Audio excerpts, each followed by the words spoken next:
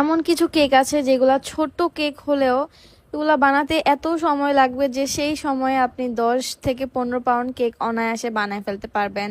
তো এই কেকের অর্ডার নেওয়ার পর আমার মনে হয়েছিল যে আমি মনে হয় নিজে নিজে বিপদ ডেকে আনছি, কারণ এই কেকের ডেকোরেশনটা এর আগে আমার কখনো করা হয়নি।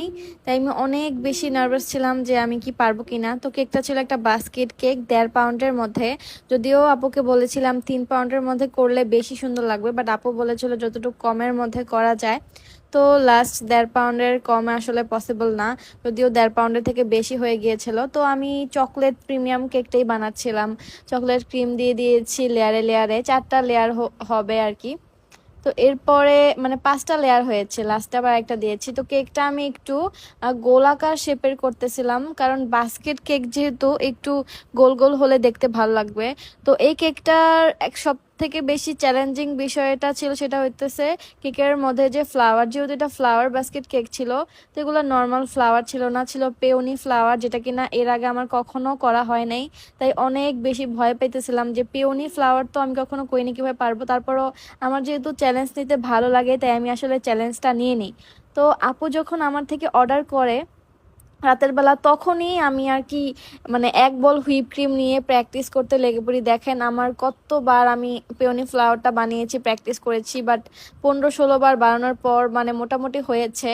তো এই যে এটা আমার হইতেছে কেকের মধ্যে ইউজ করার জন্য লাস্টে কত সুন্দর করে করেছি দেখেন। কারণ ফার্স্টে অনেক প্র্যাকটিস করেছি, প্রথমবারেরটা আসলে দেখার মতো ছিল না, তাই আমি আসলে ভিডিওতে দেখাইনি। তো এটা আমার এই ফ্লাওয়ারগুলো এত সুন্দর, যদিও একেবারে হুবহু পেওনি ফ্লাওয়ারের মতো হয় নাই, বাট ফ্লাওয়ারগুলো অনেক বেশি সুন্দর লাগতেছিল। তো আপুবার বলেছিল রেড রাখতে ডিজাইনটা, তো আমি রেডের মধ্যে কি কি কালার দেয়া যায় সেটা মনে হলো যে একটু বেবি পিঙ্ক কালার দিলে বা একটু ইয়েলো বা একটু অফ হোয়াইট কালার দিলে মনে হয় বাস্কেট কেকটা অনেক বেশি ভালো লাগবে। তাই আমি আমার মতো কালার কম্বিনেশন করি। তো এই যে এখন যে ফ্লাওয়ারগুলো দেখতেছেন এগুলো রাতের বেলা বানিয়ে কমপ্লিট করে রেখেছিলাম। এখন হইতেছে আমি বাস্কেটটা বানাবো, মানে বাস্কেট ডিজাইন করব।